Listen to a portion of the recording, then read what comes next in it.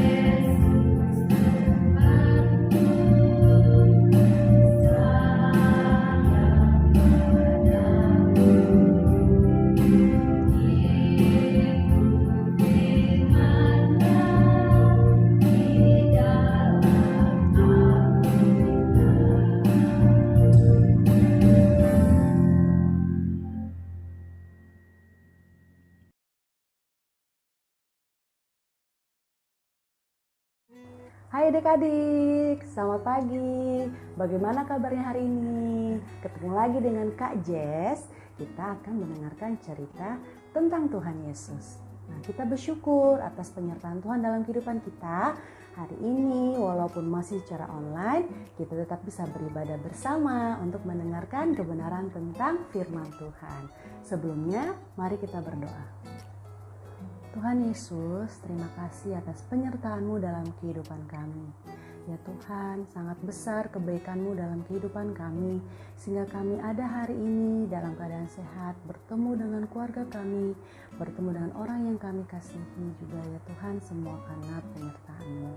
Tuhan Yesus, kami ingin mendengarkan cerita tentang Tuhan Yesus. Berkati kami ya Tuhan, berikan kami hikmat supaya kami bisa mengerti apa maksud Tuhan dalam kehidupan kami dan juga dapat melaksanakan kehidupan kami sesuai kehendak-Mu ya Tuhan. Dan juga Tuhan Yesus, apabila di antara kami ya Tuhan ada yang sedang sakit, mungkin ada pergumulan ya Tuhan, untuk yang sakit Tuhan berikan kesembuhan dan segala obat yang diminum, bikin pemulihannya Engkau berkati dan sertai. Dan apabila ada yang mungkin punya pergumulan ya Tuhan, Engkau berikan hati yang teduh dan juga bisa mengerti dan juga bisa ada jalan keluar ya Tuhan.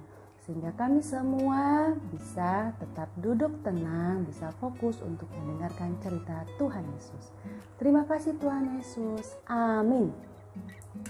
Adik-adik, hari ini kita akan mendengarkan cerita tentang Yesus mengajar Nikodemus. Nah, hari ini ceritanya kita ambil dari kitab Yohanes pasal 3 ayat 1 sampai 16. Yuk kita buka Alkitabnya yuk. Lihat Alkitabnya, Yohanes. Yohanes itu setelah Injil Lukas. Coba cari Yohanes pasal yang ketiga ayat 1 sampai 16. Dibaca ya. Nah, hari ini Kak Jess akan baca ayat yang ke-16.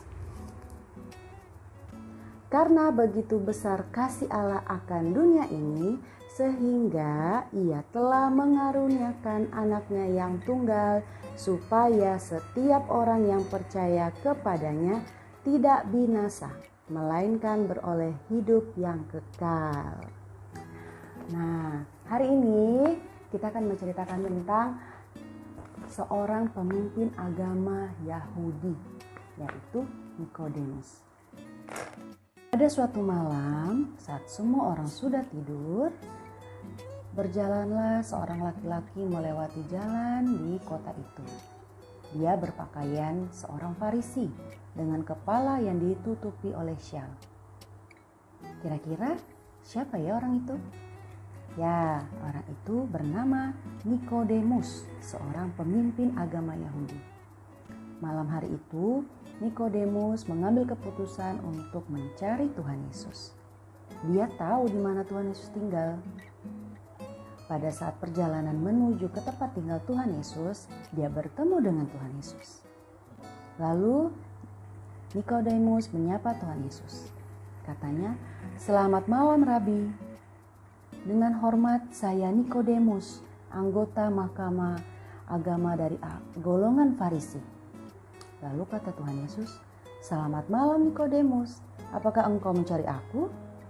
Jawab Nikodemus, "Ya Rabi, saya ingin bercakap-cakap dengan Rabi." Nah, walaupun malam telah larut, Tuhan Yesus tetap mau mengajak Nikodemus untuk bercakap-cakap. Lalu Nikodemus mulai bicara. "Pengajaran Rabi sungguh menarik hati saya. Anda adalah guru yang diutus oleh Allah. Karena tidak ada seorang pun yang dapat mengadakan tanda-tanda yang engkau adakan jika Allah tidak menyertainya." Nikodemus sangat mengagumi Tuhan Yesus sebagai guru dan pembuat tanda-tanda ajaib. Tetapi Tuhan Yesus tahu ada yang harus lebih penting yang Nikodemus harus ketahui.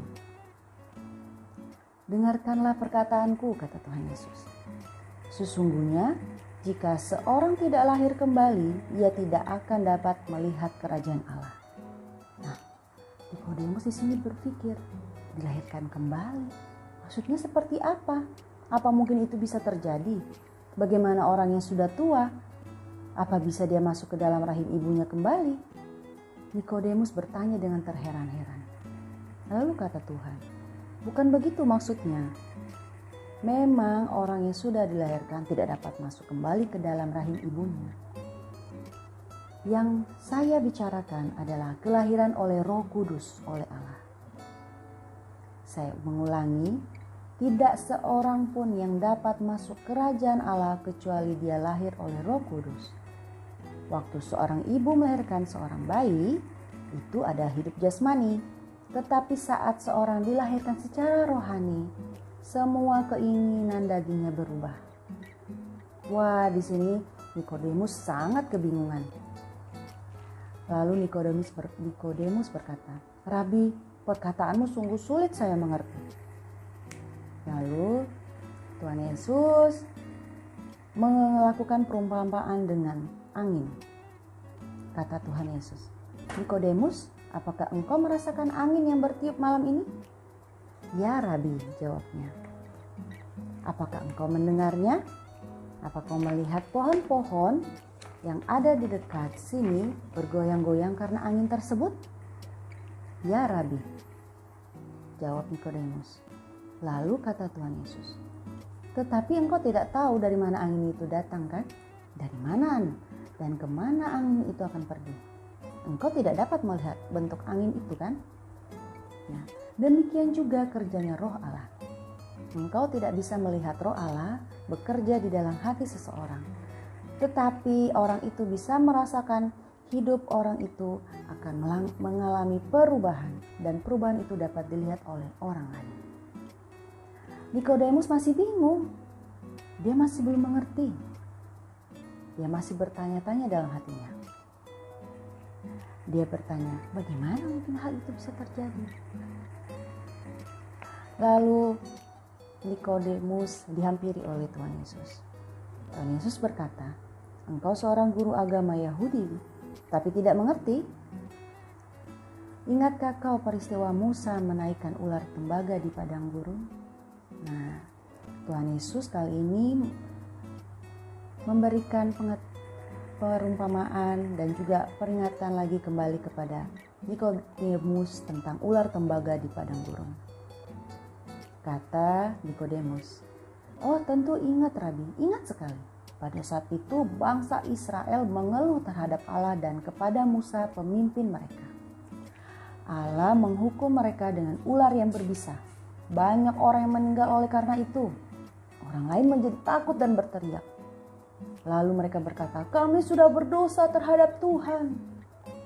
Allah menyuruh Musa membuat ular dari tembaga dan memasangnya di atas tiang kayu supaya semua orang yang digigit ular dapat memandangnya dan tetap hidup."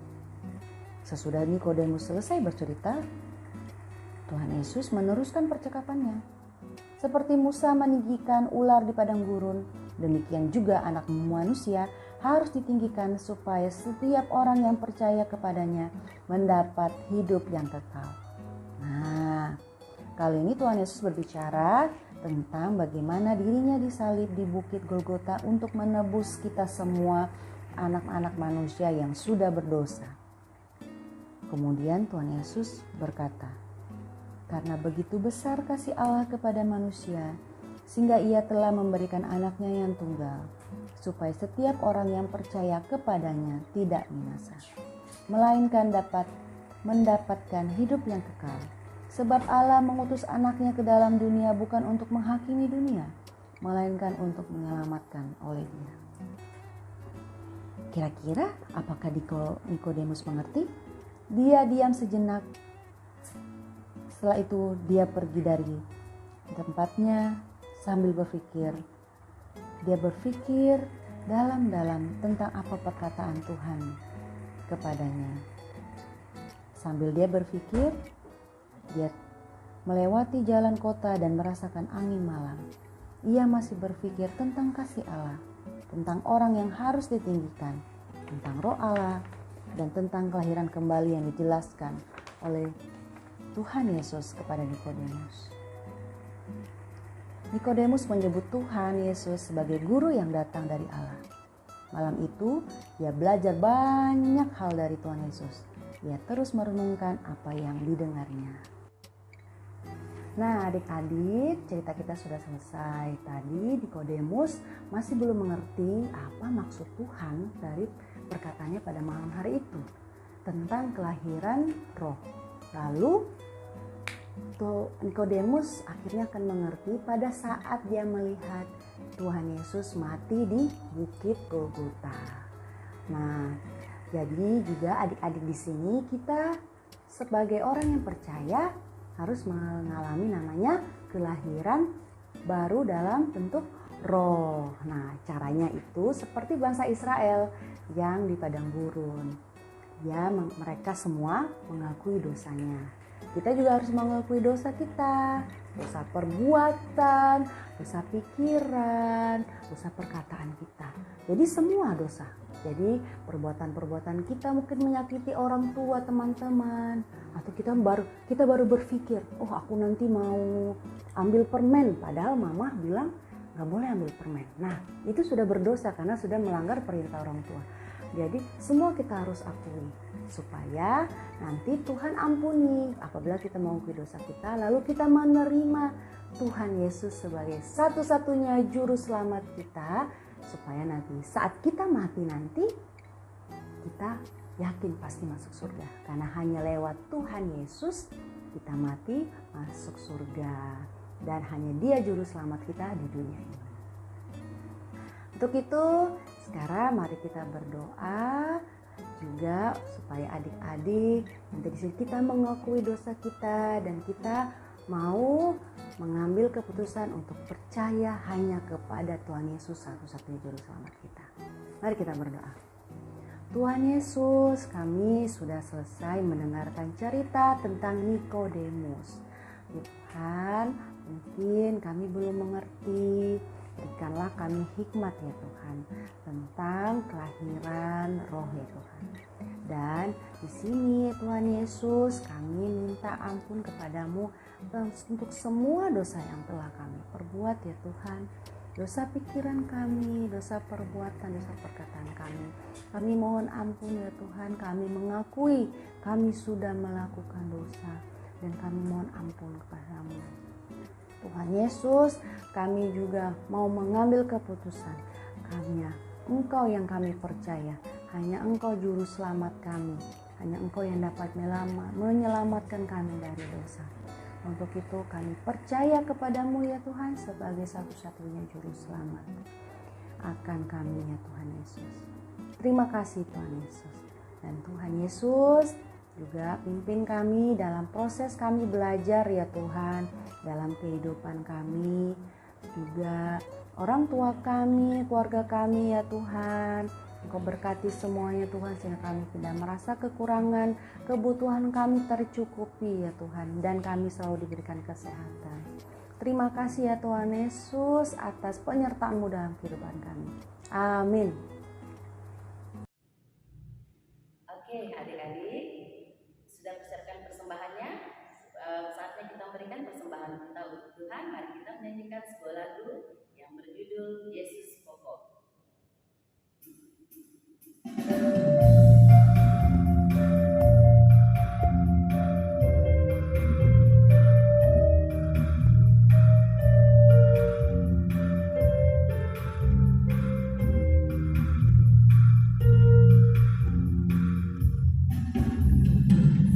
Pokok dan kita caranya, tinggallah di dalamnya.